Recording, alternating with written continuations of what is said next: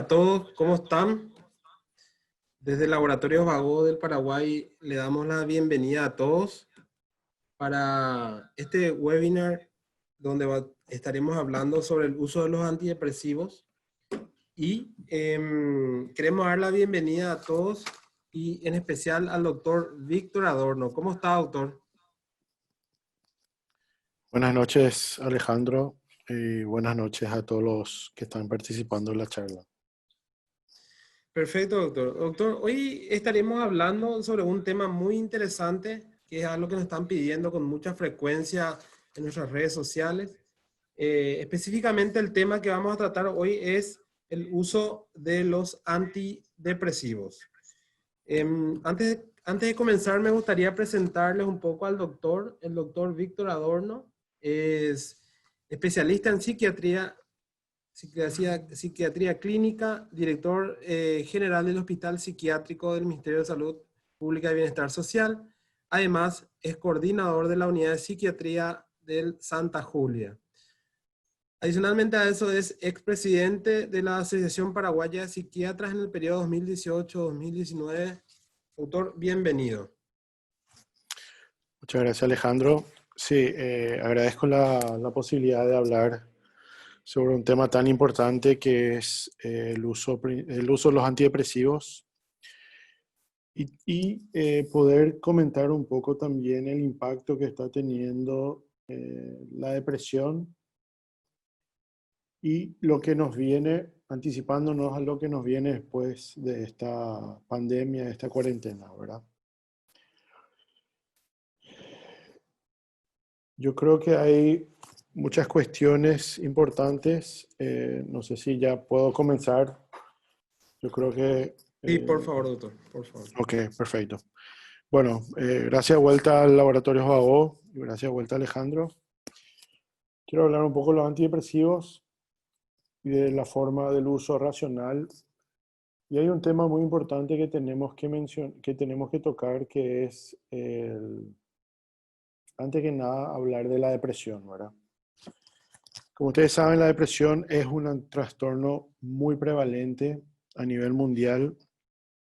Actualmente afecta a alrededor de 300 a 350 millones de personas con un porcentaje de alrededor del 4.4% y ha ido incrementándose paulatinamente año tras año.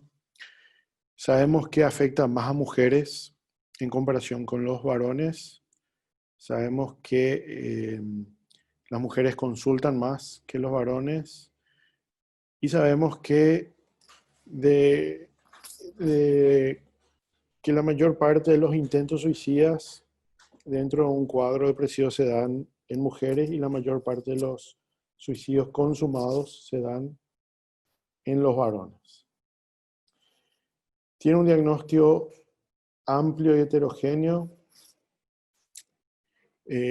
Para poder realizar el diagnóstico no solamente hacemos la evaluación clínica, la evaluación observacional, el interrogatorio de los familiares, sino también nos guiamos con unos sistemas de clasificación de la Organización Mundial de la Salud, del CIE-10, y el DSM-4 o DSM-5, que es la Asociación Psiquiátrica de Estados Unidos. Algo muy importante para poder diagnosticar depresión, tenemos que hablar de un cuadro por lo menos 2 semanas en forma continua de presencia de síntomas que son lo suficientemente intensos durante la mayor parte del día, ¿sí? No estamos hablando de una simple tristeza de un día que después fluctúa y no está presente el otro día, sino estamos hablando de un estado depresivo, ¿sí? Estamos hablando de 2 o más semanas. También este trastorno tiene que ser lo suficientemente grave en la cantidad de síntomas, en la gravedad de los síntomas y en la forma que impacta el funcionamiento. Sabemos que la depresión tiene un curso remitente. También sabemos que pueden tener recaídas y los síntomas pueden persistir inclusive entre episodios. Y uno de los objetivos fundamentales de cualquier tratamiento antidepresivo es el alivio completo de los síntomas. No solamente tenemos que buscar la remisión completa, sino tenemos que tratar de encontrar esos síntomas que son un poco resistentes al tratamiento a veces, principalmente con los pacientes que ya tienen años de enfermedad. Y esos síntomas persistentes, al tratarlos y al eliminar esos síntomas, esto se asocia a un mejor funcionamiento y a una menor probabilidad de recaída. Como ya dijimos, el trastorno depresivo se caracteriza por episodios de al menos 2 semanas de duración. La mayoría, evidentemente, dura más de 2 semanas.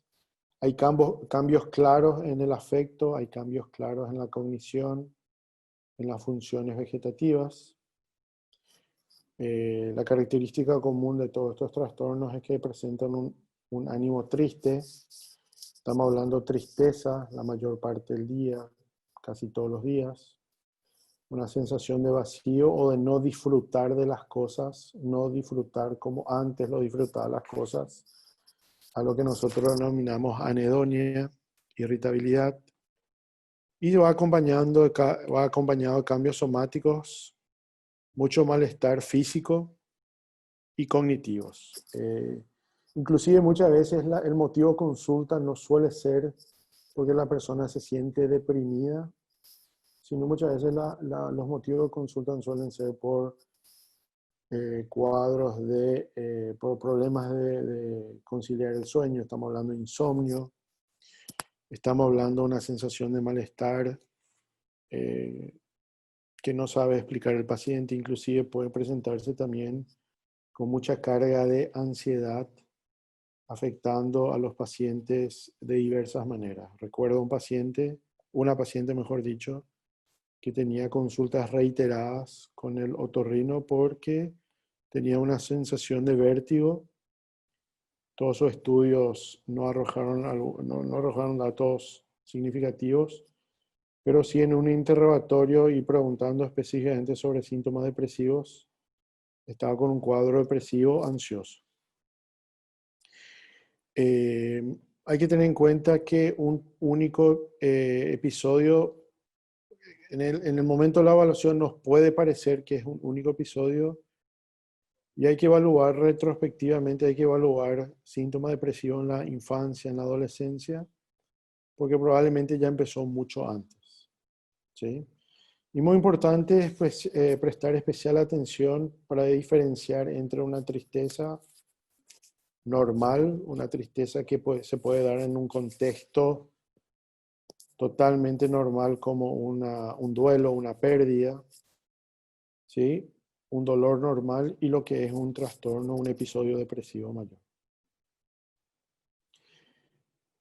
En esta diapositiva ustedes van a ver que la depresión es muy heterogénea, tiene componentes de la esfera emocional, componentes de la esfera física, de la esfera cognitiva. Cuando hablamos de la esfera emocional hablamos de tristeza, ansiedad, irritabilidad, falta de disfrute o incapacidad de sentir placer. Y en grados más extremos, ideas suicidas, desesperación, culpa inapropiada. Hay que también tener en cuenta que no todos los pacientes necesariamente tienen que experimentar tristeza para hablar de un cuadro depresivo. Si nosotros tenemos fatiga y muchos síntomas físicos, como ustedes ven ahí, cambios de peso, más del 5%, problemas para dormir, ya sea insomnio, hipersomnia, alteraciones sexuales, mucha sensación de inquietud psicomotora, dolores, problemas estomacales, muchos dolores de cabeza que empeoraron últimamente. Hay que también tener en cuenta que a veces la fatiga o la sensación de no repararse después de haber dormido, después de haber tenido una noche de sueño, son también datos que hablan, o la fatiga fácil, son datos que también pueden hacer pensar en un cuadro depresivo con todos los otros síntomas.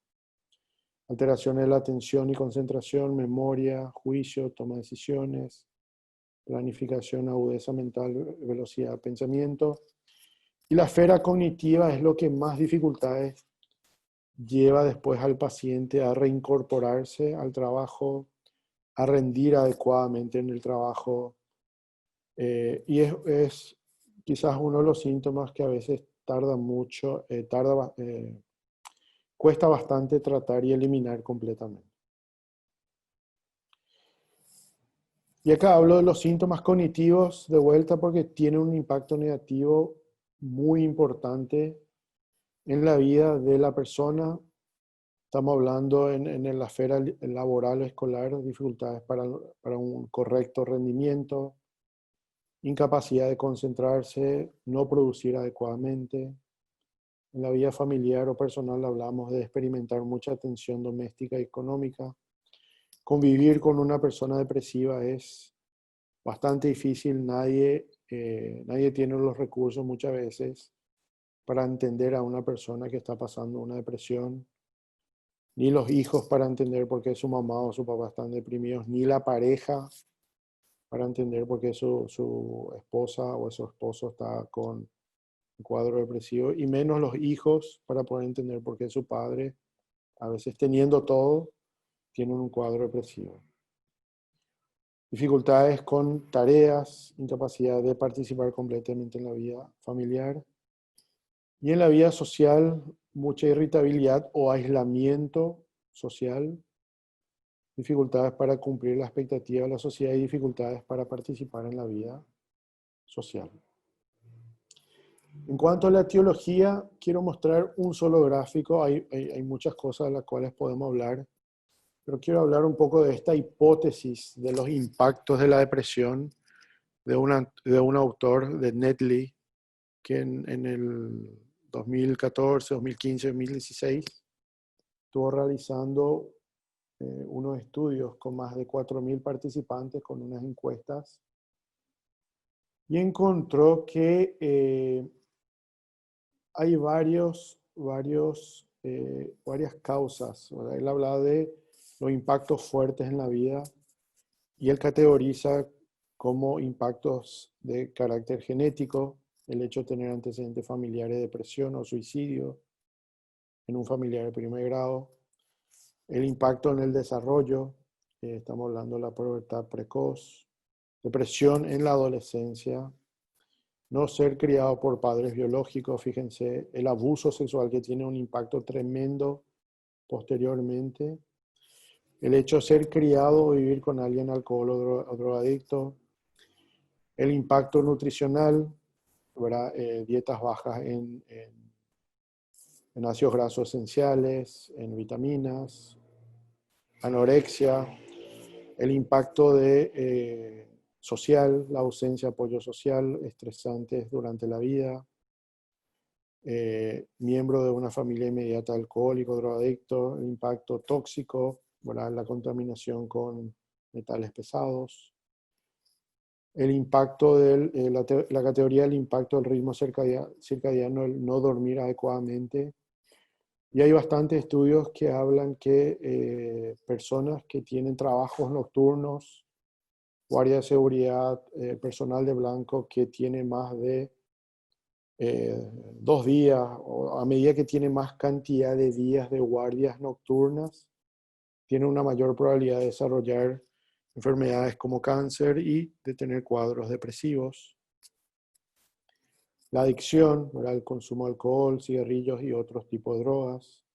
El impacto en el estilo de vida, principalmente no tener actividad física, no exponerse al sol. El impacto del estado médico, enfermedades crónicas, hepatitis, accidentes cerebrovasculares, cardiopatías, cánceres, enfermedad de Parkinson, dolor, una serie de enfermedades crónicas reumatológicas, y el impacto que tiene ciertos eventos sobre el lóbulo frontal, ¿verdad? Adicciones, estimulaciones muy intensas, etcétera. Este material les voy a dejar, pero muy interesante esta hipótesis de cómo los impactos de la vida tienen un efecto y pueden predecir un episodio depresivo. Y aquí quiero hablar un poco de las comorbilidades yo sé que hay muchos médicos que están participando en esta charla.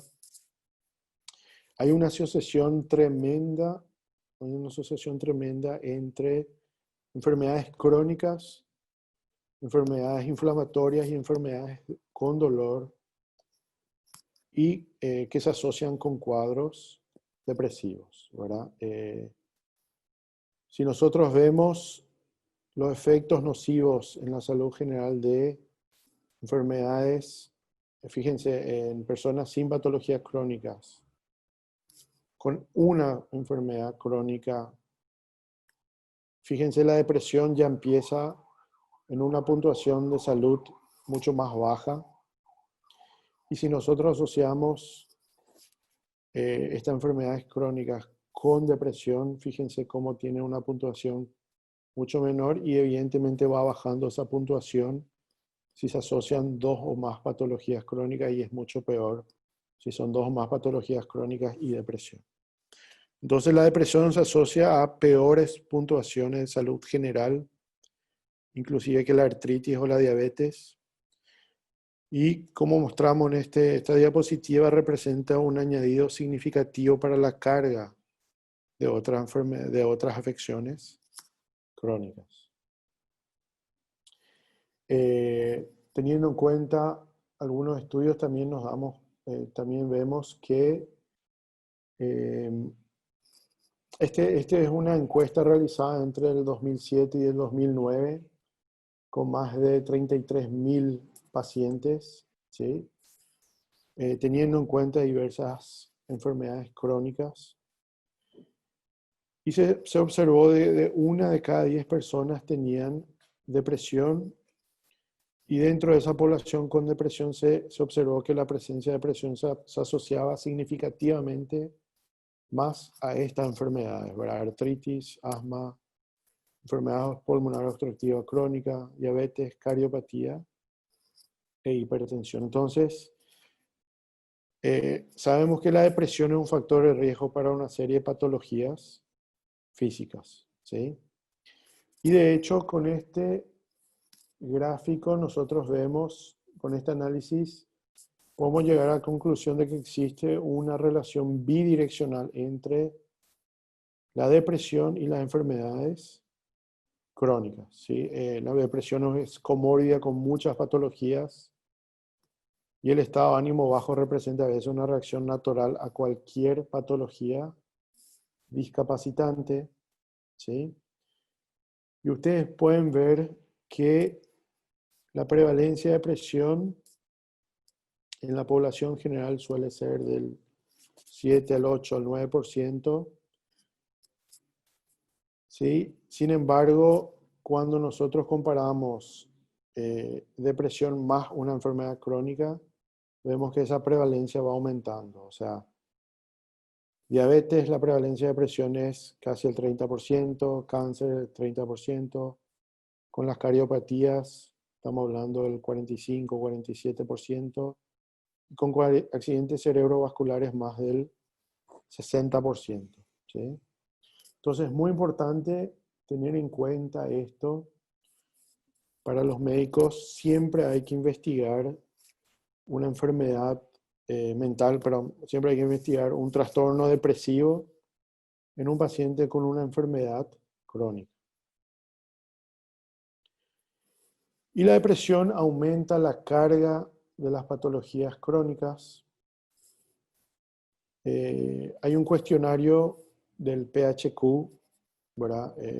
Muy interesante, muy útil, consta de 9 preguntas que se pueden realizar fácilmente en consultorio y toman 5 a 10 minutos. Y esta encuesta habla de una población de más de 240.000 adultos de mayores de 18 años de 60 países, y una media del 9,3 al 23% de los participantes con una o más enfermedades físicas crónicas también presentaban una depresión comórbida.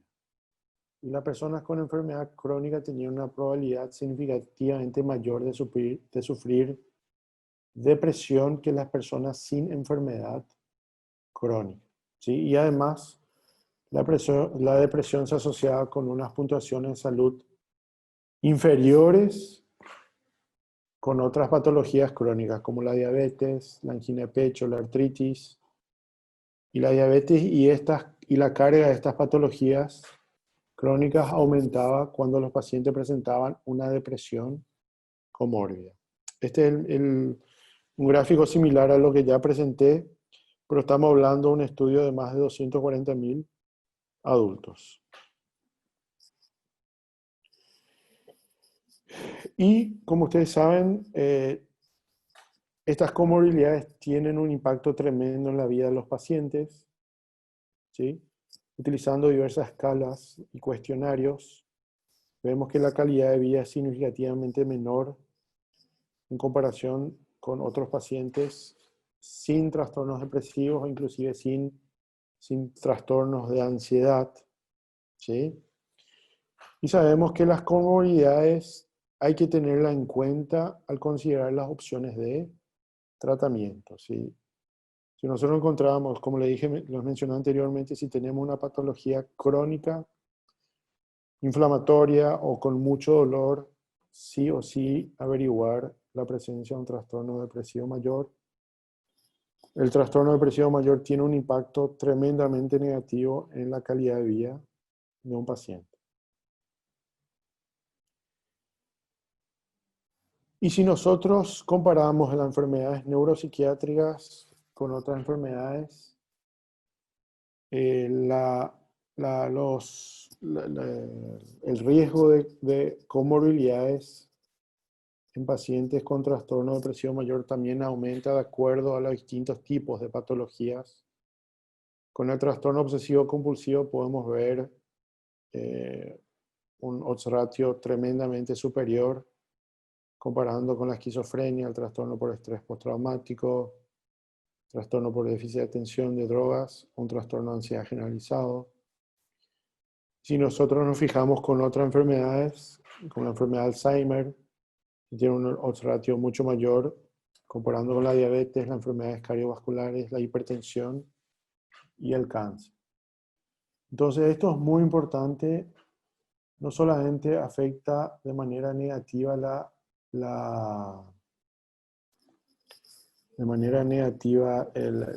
calidad de vida, sino que esta diapositiva resume el mayor riesgo que la presencia de los síntomas depresivos aporta a una persona para desarrollar una variedad de patologías comórbidas. Bueno, hice una introducción bastante resumida para pasar un poco al tema del tratamiento y ya el uso de los antidepresivos. El tratamiento de la depresión consiste en tratamientos no farmacológicos que voy a mencionar rápidamente. Y después tenemos los tratamientos farmacológicos donde vamos a hablar específicamente de los antidepresivos y otras moléculas. El tratamiento no farmacológico, ahí tenemos los distintos tipos de psicoterapias. Hay varias psicoterapias ya que tienen ya tienen varias décadas de uso con muy buen respaldo científico, principalmente las terapias conductuales, psicoterapia interpersonal de grupo, principalmente la cognitiva conductual, la cognitiva basada en la atención plena y otras psicoterapias que se van incorporando, mucho más nuevas.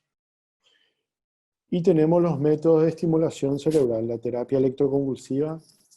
La terapia electroconvulsiva es el gold standard en las depresiones refractarias al tratamiento, en las depresiones con síntomas psicóticos. Inclusive se puede utilizar la terapia electroconvulsiva de repente cuando tenemos depresiones extremadamente graves y cuando hay mucho riesgo de suicidio en embarazadas.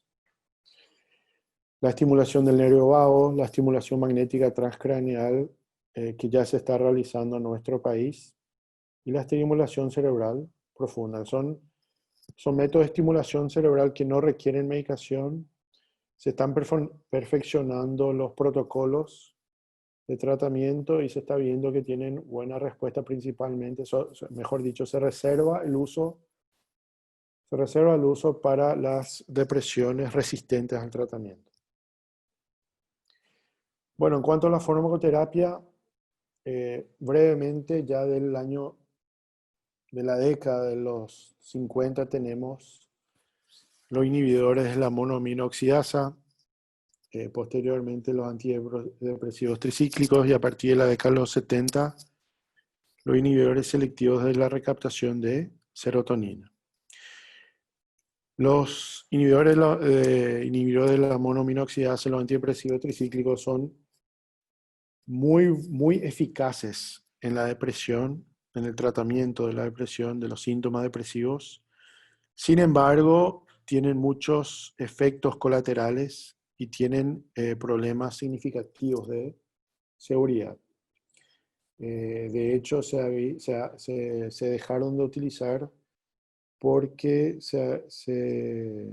los pacientes utilizaban la mezcla de imaos con alcohol para llevar a cabo sus suicidios, y las intoxicaciones con antidepresivos tricíclicos son mortales si no son atendidas adecuadamente.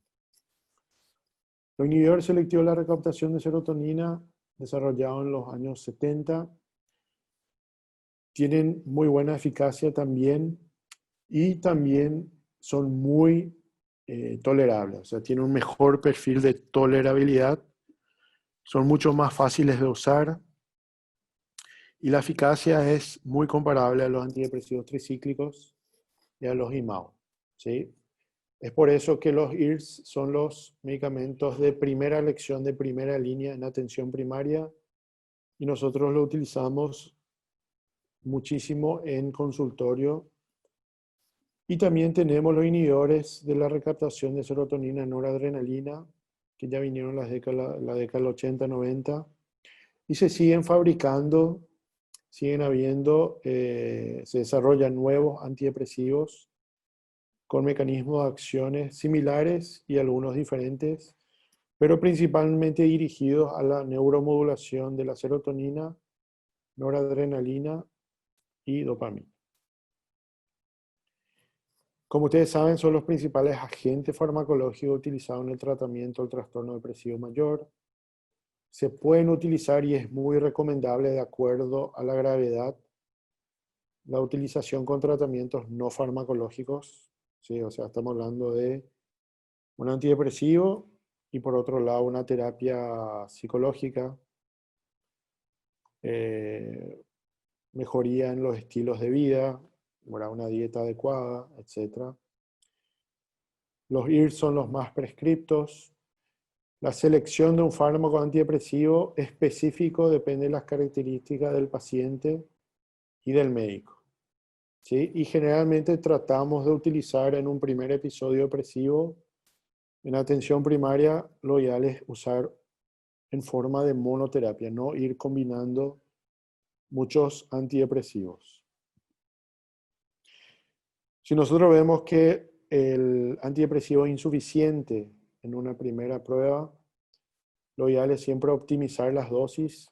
Esto es muy importante, no se queden con una dosis infraterapéutica, no se queden con una dosis por debajo de lo terapéutica, no tengan miedo de aumentar las dosis, ¿sí? Si nosotros vemos que eso no mejora el cuadro depresivo después de un tiempo, tenemos otras opciones ya en segunda línea, que pueden ser cambiar el antidepresivo o agregar en forma coadyuvante con otro fármaco no antidepresivo, o hacer combinaciones con otros antidepresivos, con antipsicóticos o inclusive con estabilizantes del humor. Entonces, lo ideal sería siempre monoterapia, un solo antidepresivo. Si eso no funciona en primera línea, el tratamiento puede ser complementario o de aumentación, como se suele decir. Y ahí nosotros vemos que se utiliza un antidepresivo junto con otro fármaco, que no se utiliza de forma convencional. Y el tratamiento de combinación, que puede ser el uso de 2 antidepresivos, y uno de ellos tiene que estar aprobado como monoterapia para el trastorno depresivo mayor. Estos son los mecanismos básicos de la acción antidepresiva. Como ustedes saben, la monoaminoxidasa actúa en la neurona presináptica, ¿sí? Principalmente recaptando y descomponiendo o sea, en forma normal existe la enzima monoaminoxidasa que degrada los neurotransmisores, la adrenalina, noradrenalina, la dopamina. Cuando yo uso un inhibidor enzimático, yo inhibo a esta enzima, entonces tengo una mayor cantidad de neurotransmisores disponibles para cada disparo de la señal. Y cuando utilizo un IRS o cuando utilizo un antidepresivo tricíclico, yo bloqueo de alguna manera el inhibidor de la recaptación de serotonina, entonces tengo una mayor disponibilidad de neurotransmisores en la hendidura sináptica que van a unirse a la neurona postsináptica. Acuérdense que esto es algo muy simplificado. Cuando hablamos de depresión, no solamente hablamos de un desbalance de neurotransmisores, sino también estamos hablando de que hay ciertas zonas cerebrales que pueden tender a una hipofunción serotoninérgica, a una hipofunción dopaminérgica. Y eso explica la gran cantidad de síntomas que presenta un cuadro depresivo. Las directrices para el tratamiento de la depresión. Todo tratamiento de un trastorno depresivo mayor tiene como objetivo la remisión completa y la recuperación, ¿sí? Entonces, si nosotros vemos este gráfico, vemos una curva hacia abajo, el trastorno depresivo progresa con un ánimo bajo. A más ánimo bajo se agregan más síntomas físicos, más gravedad, ¿verdad? Porque hay menor funcionamiento, hay una mayor probabilidad de presentarse síntomas, ideación suicida e intentos suicidas. Entonces, los objetivos de la fase aguda son lograr la remisión del cuadro, que es la eliminación de los síntomas, de manera que ya no se cumplan más los criterios de un episodio de depresión mayor. Prevenir el suicidio. Se pueden prevenir los suicidios con un correcto tratamiento, una correcta intervención, y lograr una mejora en el funcionamiento y la calidad de vida, ¿sí? Entonces nosotros tenemos que apuntar hacia una remisión. Si nosotros en un periodo corto de tiempo ya vamos disminuyendo los síntomas, eso significa que tenemos una respuesta, que nuestro tratamiento antidepresivo ya está respondiendo, nuestro paciente está respondiendo, mejor dicho, a nuestro antidepresivo, pero no nos podemos quedar ahí, tenemos que buscar la remisión y la recuperación completa. Y por eso es tan importante, cuando ya logramos mejorar al paciente, salimos de la fase aguda y pasamos a la fase de continuación, nuestros objetivos son prevenir una recaída, porque ese es un periodo bastante vulnerable después de la remisión, eliminar cualquier síntoma no resuelto, cualquier síntoma residual. Acuérdense que igual el paciente puede estar mejor de ánimo, pero puede estar todavía con ideación suicida. La idea es prevenir el suicidio y restablecer el nivel de funcionamiento psicosocial del paciente. La fase de continuación va hacia una recuperación, y una vez que pasamos eso, entramos a la fase de mantenimiento, que es prevenir un nuevo episodio de depresión, una recurrencia.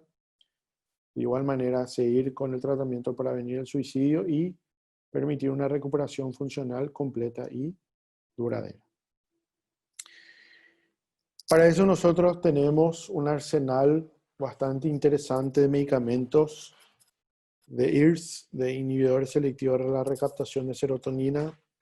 Ya lo habrán visto, ya quizás lo estén usando en la práctica diaria. Tenemos el citalopram, el escitalopram, la fluoxetina, la fluvoxamina, la paroxetina y la sertralina. Estos son los inhibidores selectivos de la recaptación más utilizados. Podemos empezar con una dosis diaria plena, ya de entrada 20 miligramos, 10 miligramos con el escitalopram, 20 miligramos con la fluoxetina, etc. Aunque yo recomiendo siempre empezar con la mitad de la dosis. En mi práctica diaria, yo suelo empezar con medio comprimido de cualquiera de estos medicamentos y posterior a 5 días o al quinto día o posterior a una semana, sí aumentar a dosis plena, ¿sí? Acuérdense que muchas personas pueden tolerar muy mal de entrada un antidepresivo, principalmente a nivel gastrointestinal, a nivel con la somnolencia, con los mareos, con las cefaleas. Entonces toman unos pocos días, se sienten fatal y suelen abandonar. Entonces, para minimizar ese riesgo, es importante avisar al paciente antes que se va a empezar a dosis baja para probar la tolerancia y después se aumenta posteriormente unos cuantos días o una semana. La ventaja es que se pueden tomar una vez al día, al menos que necesitemos aumentar las dosis. Y las dosis máxima, plena, muy tolerables casi todos. Sí hay que tener en cuenta que algunos medicamentos hay que empezar o mantener una dosis baja, una dosis media, principalmente cuando hablamos de mayores de edad y pacientes con hepatopatías. No hay ninguna directriz universal para el trastorno de depresión mayor. Sí, lo que sí tenemos son varios tratamientos basados en evidencias. Si tenemos un trastorno depresivo leve, generalmente nosotros podemos esperar atentamente, ver qué pasa si se resuelve. A veces inclusive, ya me ha tocado varias veces en consultorio, no empezar un antidepresivo, sino dar algún medicamento ansiolítico o algo para el sueño primero y reevaluar en la siguiente consulta, y algunas veces ni siquiera hace falta empezar un antidepresivo si el paciente de repente empieza a dormir mejor o se disminuye la ansiedad. O podemos empezar con dosis bajas de antidepresivos y ya con psicoterapia. En un trastorno depresivo moderado ya hablamos de monoterapia con un antidepresivo, psicoterapia o la combinación de ambos. Y si hablamos de un trastorno depresivo grave, y más todavía si hay síntomas psicóticos, y más todavía si hay ideación suicida, o mucha afectación, mucha sintomatología, entonces se recomienda de entrada un antidepresivo en combinación con muchas veces ansiolíticos, y si hay síntomas psicóticos con antipsicóticos. Y si hay un riesgo inminente de suicidio, se puede plantear inclusive una terapia electroconvulsiva, ¿sí? Generalmente los trastornos depresivos graves, ¿verdad? Si no tienen la experiencia o de repente le da un poco de miedo manejarlo, es preferible derivar a un psiquiatra para poder hacer las intervenciones necesarias y inclusive recomendar si este cuadro necesita ser observado en un ambiente más, de mucho más cuidado, como una internación psiquiátrica. Hay varias guías, les quise traer un poco de esta guía de la Organización Mundial de Sociedades de Psiquiatría Biológica. Generalmente en una fase aguda se empieza con un IRS de entrada, por lo menos por 2 a 4 semanas a una dosis adecuada, ¿sí? Se considera añadir psicoterapia en cualquier momento del tratamiento. Si hay intolerancia a la medicación, de entrada se hace un cambio y se ve cuál tiene mejor perfil de tolerancia. Y si en ese momento en fase aguda no estamos viendo una respuesta adecuada, entonces se puede agregar, se pueden utilizar estrategias de aumento como agregar un estabilizador del ánimo, antipsicóticos. Siempre hay que evaluar el uso, siempre hay que hacer una buena, hay que descartar la posibilidad de tener una patología tiroidea. ¿Sí? Primer episodio o un paciente que les llega al consultorio, siempre prefiero un perfil tiroideo, ¿sí? Un laboratorio de rutina, pero acuérdense que un hipotiroidismo puede simular y de hecho se acompañan con muchos síntomas parecidos a un episodio depresivo mayor. En una fase aguda entonces vemos esta estrategia de aumento y si no estamos resolviendo el cuadro, considerar la terapia electroconvulsiva. La fase de continuación por lo menos 6 meses después de la remisión. ¿Sí? Cuesta un poco decirle al paciente que tiene que tomar tanto tiempo un antidepresivo, pero es muy importante para evitar una recaída en esta fase. ¿Sí? Si no hay ninguna recaída después de esta fase, podemos plantear una reducción progresiva del antidepresivo. Y en la fase de mantenimiento, ¿verdad? Posteriormente a esos 6 meses, evaluar la reducción lenta, ¿sí? Y si ya hay antecedentes de cuadros depresivos anteriores, si es un trastorno depresivo mayor recurrente, se sugiere mantener 2 o 3 años más el tratamiento antidepresivo. Y eso cuesta muchísimo, hablar con el paciente cuesta muchísimo que entienda. Hay que considerar al trastorno depresivo mayor recurrente, así como cualquier otra patología crónica. Los efectos adversos del tratamiento farmacológico son muy variables, son mucho más frecuentes con los IMAO y con los antidepresivos tricíclicos. Y como les mencioné, con los IRS puede producir un poco de malestar gastrointestinal, náuseas que son intolerables. Generalmente si usamos dosis plenas de entrada. Hay algunos antidepresivos, algunos inhibidores que pueden producir un poco de insomnio, agitación. Hay que evaluar bien. Hay algunos que producen somnolencia, entonces es preferible dar de noche. Y sin mencionar a nuestros pacientes que algunos pueden producir disfunción sexual, aunque ese porcentaje es muy bajo, pero sí tienen que estar enterados de esa posibilidad.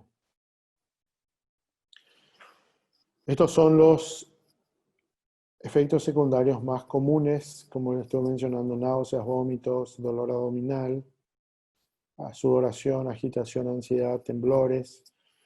Generalmente son más frecuentes al inicio del tratamiento, por eso les recomiendo empezar con una dosis media, empezar con la mitad de las dosis. Comentar estos síntomas al paciente, que esté enterado de que esto puede ocurrir. Y cuando el paciente ya desarrolla cierta tolerancia a estos síntomas, si se presentan, después proponer el aumento, ¿sí? Y tener en cuenta que los antidepresivos tricíclicos, los IMAO también pueden producir, ustedes habrán escuchado hablar de la amitriptilina, un antidepresivo tricíclico. Se utiliza mucho en patologías con dolor, migraña. Se utiliza principalmente noche por su efecto sedativo, pero tiene muchos efectos colinérgicos, anticolinérgicos. Entonces, por eso hay que tener bastante cuidado con este medicamento. Aunque a dosis de 25 miligramos no tiene efecto antidepresivo. Para que tenga efecto antidepresivo, la amitriptilina tiene que tener una dosis de por lo menos 100 a 150 miligramos. Y esa dosis es muy poco tolerado en la mayoría de los pacientes. Los IMAOs No se utilizan, pero sí hay que mencionar que hay que tener mucho cuidado cuando se utilizan con alimentos ricos en tiramina, ¿sí? Puede producir, combinando con los IRS, un síndrome serotoninérgico que puede ser potencialmente mortal. Y acá ustedes ven los efectos secundarios más frecuentes de los IMAO. Los antidepresivos tricíclicos, muy buenos, pero poco tolerados, principalmente cuando se van aumentando las dosis. Muchos efectos anticolinérgicos, sedación, aumento de peso, hipotensión ortostática, mareos. Pueden estar asociados con el síndrome neuroléptico maligno en pocos casos. La sobredosis de antidepresivos tricíclicos se asocia a un mayor riesgo de comas, convulsiones, arritmias, paros cardíacos y es mortal si no se trata en una unidad de toxicología y con monitorización y la mayoría de las veces con una sobredosis requiere estar en una unidad de cuidados intensivos. Por eso se ha dejado de utilizar y tengan en cuenta eso si ustedes tienen pacientes a quienes les dan una amitriptilina, porque si hay un potencial de suicidio y si utilizan la amitriptilina probablemente se terminen matando si consumen este antidepresivo tricíclico. Mucho mejor tolerados los IRS o los inhibidores selectivos de recaptación de serotonina. Como mencionamos, tienen muchos efectos gastrointestinales, principalmente al comienzo, por eso se recomienda utilizar dosis medias de entrada. Fatiga, algunos pacientes refieren agitación con el uso. Insomnio, por eso a veces se recomienda dar a la mañana. Mencionar el tema de disfunción sexual, el aumento de peso. Esto es muy variable. Hay algunas personas que el antidepresivo les ayuda a controlar el exceso de ansiedad y terminan bajando peso, mejora su peso. Y hay otros que le puede dar más apetito y aumenta el peso. Dolores de cabeza, tener en cuenta el uso con anticoagulantes orales y el síndrome serotoninérgico en algunos casos que sí son poco frecuentes. Bueno, para ir concluyendo, quiero ir mencionando que también hay que tener en cuenta el uso del antidepresivo de acuerdo a la patología crónica, ¿verdad? En las cardiopatías hay algunos antidepresivos más recomendados como el escitalopram, el citalopram y la sertralina. No se recomienda la venlafaxina, la duloxetina porque pueden elevar la tensión arterial y pueden afectar el ritmo cardíaco, el intervalo QT. En las enfermedades respiratorias se puede utilizar cualquier tipo de antidepresivo, cualquier IRS, aunque se recomienda no utilizar antidepresivos sedativos como la trazodona, la mirtazapina, que pueden producir mucha somnolencia, una excesiva somnolencia y pueden disminuir la vigilia. En la insuficiencia hepática sí tener en cuenta que todos los IRS son metabolizados a nivel del hígado, entonces hay que utilizar a una dosis, a la mitad de las dosis habituales. No se recomiendan utilizar la duloxetina y la agomelatina, por ejemplo, que son otros tipos de antidepresivos. La insuficiencia renal generalmente se pueden utilizar sin problemas, aunque siempre se recomienda disminuir a la mitad las dosis. Y en otras enfermedades crónicas, la artritis, cáncer, las enfermedades reumatológicas se pueden utilizar generalmente sin problema. Hay que tener un poco de cuidado si se utiliza en forma concomitante con los AINES, eso sí. Habiendo mencionado eso, quiero ir terminando que el trastorno depresivo mayor tiene costos significativos para la sociedad. Es la segunda causa, actualmente es la segunda causa principal de años de vida con discapacidad y para el 2030 probablemente sea la primera causa de discapacidad y la primera carga de enfermedad en el mundo. Una gran cantidad de personas con discapacidad moderada o grave tiene 1,4 veces mayor riesgo de mortalidad en personas con depresión en comparación con la población general, ¿sí? La discapacidad asociada a la depresión es bastante elevada y representa la carga, representa un porcentaje importante de la carga global de enfermedad con respecto a otras patologías. Se asocia a consecuencias personales y sociales significativas. Ya estamos hablando de menor capacidad de interactuar con la familia, con los amigos. Es la principal causa de discapacidad psiquiátrica en todo el mundo. 1 de cada 20 personas comunicaron haber tenido un episodio de depresión en el año anterior. Tiene una alta morbilidad, acuérdense, más todavía relacionado a patologías crónicas, patología con dolor y patologías reumatológicas. Y una alta mortalidad, aproximadamente 3.000 muertes por suicidio cada día en todo el mundo. Y nosotros actualmente estamos teniendo un suicidio o más por día, o sea, en el Paraguay. O sea, un 80-90% de los casos de suicidio están relacionados con cuadros depresivos o con algún tipo de trastorno mental. Y representa una grave carga económica para pacientes y la sociedad, debido en gran parte a las pérdidas de productividad en el lugar de trabajo. Y para ir terminando, en cuanto a la conclusión de los inhibidores selectivos de la recaptación de serotonina, existe poca diferencia entre los distintos antidepresivos en lo que se refiere a su eficacia. Los estudios muestran una gran eficacia y utilidad de los antidepresivos a medida que la depresión es más grave. Para la elección del antidepresivo se aconseja tener en cuenta el perfil de efectos adversos, el costo, las preferencias del paciente, la experiencia de tratamientos previos, la propensión a causar síntomas de discontinuación.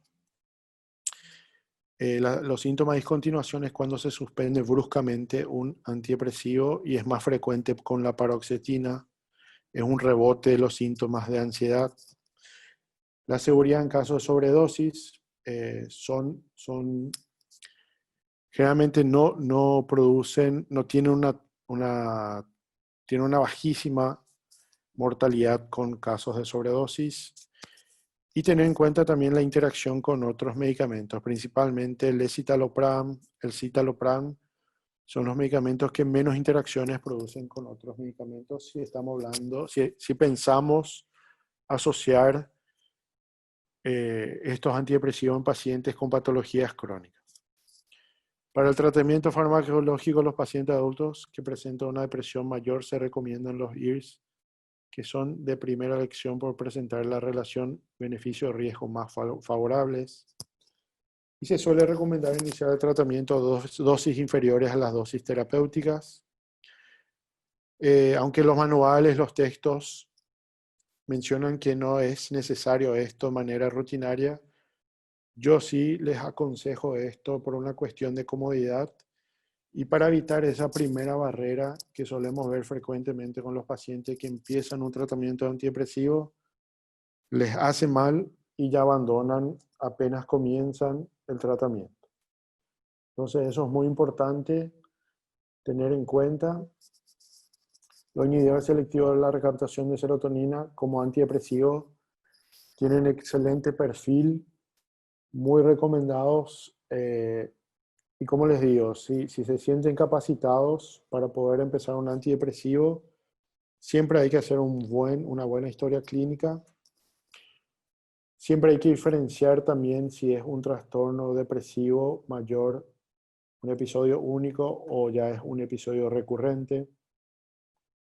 Y también hay que diferenciar si es un trastorno depresivo unipolar de un trastorno depresivo bipolar. El trastorno depresivo bipolar requiere otro tipo de manejo, requiere el uso de estabilizantes del humor como el litio, el ácido valproico, la carbamazepina, la quetiapina, la motrigina, y no se aconseja utilizar antidepresivos porque pueden inducir lo que nosotros llamamos un viraje hacia un estado de manía. Muy bien, con esto concluyo la presentación. Muchísimas gracias y quedo a la espera de las preguntas. Muchas gracias.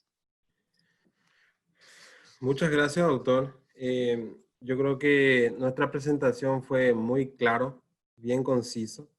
Tengo realmente dos preguntas directamente que creo que uno de ellos ya estaba siendo respondido en el material, pero me gustaría igual hacer la consulta correspondiente. La pregunta que hace un médico es, cuando hablamos de inhibidor de la captación de la serotonina, ¿cuál es el criterio a tener en cuenta para elegir un principio activo? Ok, ok. Bueno, cuando hablamos de un inhibidor selectivo de la recaptación de serotonina, generalmente hay que preguntarse qué necesita mi paciente, ¿verdad? Si es un primer episodio, si no hay antecedentes, si yo descarté episodios depresivos en la adolescencia, si yo descarté episodios depresivos, digámosle, que por ahí no mencionó en ese momento el paciente, se puede empezar tranquilamente con una fluoxetina, un escitalopram o un citalopram, ¿verdad? Sin ningún problema. Cuando empezamos a elegir los antidepresivos y principalmente cuando ya empezamos a ver los casos, ¿verdad? A mí me ha tocado varias veces, o sea, yo utilizo mucho más el escitalopram en poblaciones mayores, por ejemplo. Utilizo más la fluoxetina en poblaciones más jóvenes. Utilizo más la paroxetina si hay mucho componente de ansiedad o si de repente hay presencia de cuadros de trastornos de ansiedad. Y utilizo la sertralina principalmente cuando se asocia a trastornos, otros tipos de trastornos de ansiedad. Eso sería de entrada, ¿verdad? Yo les recomiendo ir por lo sencillo, utilizar uno o dos, tener en su arsenal uno o dos antidepresivos, fluoxetina, escitalopram. Entonces eso les permite manejarse mucho más fácilmente. Perfecto. Doctor, otra consulta de parte de uno de los que están acompañando el webinar es justamente en la depresión postparto. ¿Cuál sería el mejor manejo según su criterio, doctor? Muy bien, muy buena pregunta. Con respecto a la depresión postparto, hay algunos estudios que creen que la depresión postparto podría ser algún tipo de depresión bipolar, ¿verdad? Entonces, se trata de tener mucho cuidado en la utilización del antidepresivo. Si hay depresión postparto, también hay que ver si la mamá va a seguir dando si la madre va a seguir dando de mamar a su bebé, ¿sí? Hay algunas escuelas que dicen, bueno, no, se corta la lactancia materna, ¿verdad? No se le da mientras toma su antidepresivo, y hay otras escuelas más nuevas que dicen, los antidepresivos actuales pasan muy poca cantidad a través de la leche materna. Nosotros necesitamos que mejore la mamá y nosotros necesitamos que el bebé reciba todos los beneficios de la lactancia materna. Entonces, yo recomendaría utilizar sertralina, ¿sí? Sertralina en la depresión postparto, más todavía si va a dar de mamar todavía la madre. Doctor, otra pregunta. Cuando hablamos de trastornos depresivos recurrentes, ¿qué tipo eh, de principios activos usted nos recomienda, doctor? Bueno, un trastorno depresivo recurrente, ya estamos hablando de un historial de 2 o más episodios depresivos. Acá es muy importante mantener la medicación. y tratar los síntomas residuales. ¿Sí? ¿Con qué me refiero? Síntomas residuales me refiero a que a veces el paciente mejoró espectacularmente de ánimo, está mucho mejor de ánimo, hace todas sus actividades, pero sigue teniendo algunos problemitas, por ejemplo, para dormir, tiene un insomnio de finalización, se despierta temprano, no termina de dormir todo, persiste ansiedad y más que nada sigue presentando problemas cognitivos, sigue presentando dificultades para la concentración o refiere problemas de concentración, memoria y atención, ¿verdad? Entonces ahí más que nada hay que tratar de forma continua con una buena dosis, ¿sí? Y si hace falta, hay que agregar, ahí hay que ir agregando otros medicamentos. Acuérdense, la finalidad de un tratamiento antidepresivo es la remisión completa, la recuperación funcional. A veces lo podemos lograr, pero a veces quedamos un poquitito cortito porque persisten esos síntomas, ¿verdad? Residuales y que son difíciles de tratar. Pero yo les recomiendo, si ustedes tienen un paciente que ya tiene un historial de varios episodios depresivos, todos los pacientes llega un momento que dicen, ya no quiero saber más nada de mi medicación, ya quiero dejar.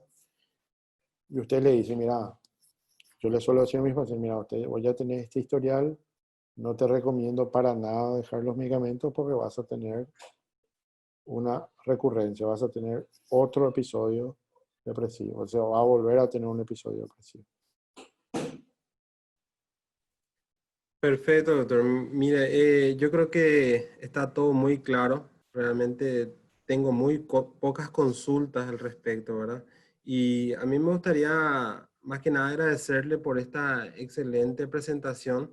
No, antes de pedirme, me gustaría finalizar con una última pregunta que hizo un paciente, ¿verdad? En el síndrome de climaterio, un alto porcentaje de las mujeres presentan cuadros depresivos. ¿Usted cree que ayudaría más un antidepresivo o un buen manejo hormonal o psicoterapéutico, doctor? Cuando hablamos de los síntomas del climaterio, hay que tener en cuenta que hay una gran cantidad de... no solamente se está dando esos síntomas por la menopausia en sí, por las alteraciones hormonales, sino también se ha visto que los antidepresivos, algunos de ellos, principalmente la venlafaxina, la desvenlafaxina, pueden tener, y la escitalopram pueden tener buen efecto sobre estos síntomas, más todavía si van acompañados de un cuadro depresivo. Entonces, por eso es tan importante. eh, Muchas veces queremos racionalizar y decir, no, esto se debe a la menopausia. A veces la menopausia es la menopausia y a veces la menopausia va acompañada de un cuadro depresivo. Y ahí hay que tratar, si la menopausia genera mucho malestar, hay que tratar la menopausia y los síntomas de la menopausia, perdón. Y también hay que tratar la depresión, ¿sí? Excelente, doctor, excelente. Agradecido mucho por su tiempo. Yo creo que estuvo muy claro todo. Me Hay una, gustaría, sí, doctor, hay una pregunta sobre el dolor neuropático. podemos aprovechar, si es que tiene un tiempito más, podemos aprovechar y responder, doctor, ¿verdad? Sí, sí, sí. Bueno. Sí, muy buena pregunta. El dolor neuropático, duloxetina, muy buen antidepresivo. Generalmente se puede combinar con venlafaxina, con amitriptilina, pero yo he visto mejores resultados combinando con pregabalina. ¿Sí? Dolor neuropático, duloxetina, gabapentina, se ha visto que tenía algún efecto, pero los mejores resultados yo he visto con pregabalina. La amitriptilina, muy bueno para el dolor, ¿verdad? Se utiliza bastante en migrañas. Hay que tener en cuenta que no es antidepresivo la dosis de 25 miligramos usual, ¿verdad? No es antidepresivo, solamente se aprovecha el efecto que tiene a esas dosis, ¿verdad? Inclusive nosotros podemos potenciar un IRS, la fluoxetina, por ejemplo, podemos potenciar utilizando amitriptilina a la noche. Si nosotros no queremos darle una benzodiazepina a nuestro paciente, podemos darle un IRS, una fluoxetina, un escitalopram para los síntomas depresivos, y si no queremos usar benzodiazepinas, por ejemplo, o hay un historial de abuso de benzodiazepinas, por ejemplo, podemos agregarle amitriptilina a la noche, ¿sí? Y más todavía si va de la mano con una depresión con dificultades para poder conciliar el sueño. Perfecto. ¿Alguna última sugerencia, doctor, para dar finalizado a este webinar con relación al uso de los antidepresivos? ¿Alguna recomendación general, doctor? Sí, sí. Bueno, más que nada, hacer un buen interrogatorio, ¿sí? Como les dije, hay que descartar un evento de la vida diaria que puede producir tristeza, bajón anímico, diferenciar de un episodio depresivo. Hay que tener en cuenta los parámetros de tiempo, hay que tener en cuenta los síntomas que van acompañando, ¿sí? Eh, Hacer el diagnóstico de un trastorno depresivo mayor, siempre ir viendo. Si, yo les sugiero, si es un paciente muy joven, ¿verdad? Con ya historial durante la adolescencia de enfermedades, de trastornos depresivos, mucha carga de ansiedad, etcétera, yo les recomiendo que no le empiecen un antidepresivo sin hacer una buena evaluación, o si están en la duda, hagan una interconsulta con psiquiatría. Un cuadro depresivo prototipo clásico, mujer, 40, 45 años, que hace su primer episodio depresivo, ¿sí? Ahí sin duda ustedes pueden usar un antidepresivo de entrada. Cuando la depresión empieza muy joven, hay que tener mucho cuidado en hacer un antidepresivo. No les recomiendo, si no tienen experiencia, no les recomiendo iniciar antidepresivos en menores de edad.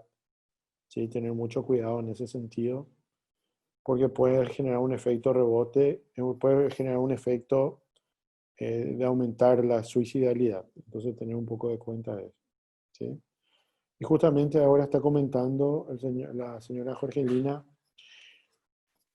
dolor, enfermedades crónicas con dolor, muchas veces van acompañados de ansiedad y depresión. Si acá hay médicos que están tratando enfermedades crónicas, si ven que están tratando enfermedades con dolor, sí o sí pregunten a su paciente síntomas de depresión, síntomas de ansiedad. Traten la depresión, traten la ansiedad, porque de esa manera también mejora el dolor, ¿sí? También mejora el dolor. Creo que no tenemos ninguna consulta más pendiente, doctor. No queda otra cosa más que agradecerle por su tiempo y agradecerle siempre al Laboratorios Vago por siempre traer excelentes profesionales para este tipo de webinar. Esperamos que a todos los médicos o aquellas personas que se unieron al webinar les haya parecido interesante. Para nosotros fue súper interesante. Y ojalá pronto se repita, doctor. Ojalá pronto se repita y esperamos que en el caso en que tengan algunas dudas sobre el material, nosotros podemos enviarles a los médicos sin Perfecto. ningún inconveniente, ¿verdad, doctor? Sí, sí, justamente el material era bastante extenso y justamente es para que puedan utilizarlo como una cierta referencia, sin ningún problema. Excelente, excelente, doctor. Much- Bueno, Muchas gracias. gracias a todos y doctor, muchas gracias y estaremos siempre en comunicación a partir de ahora y próximamente se va a repetir otro webinar, doctor, ¿sí? Muchas gracias a todos los que nos acompañaron, ¿eh? Muchas gracias, Hasta Alejandro, y luego. muchas gracias, Babo. Hasta luego, hasta luego. A las órdenes, doctor. Chao, chao.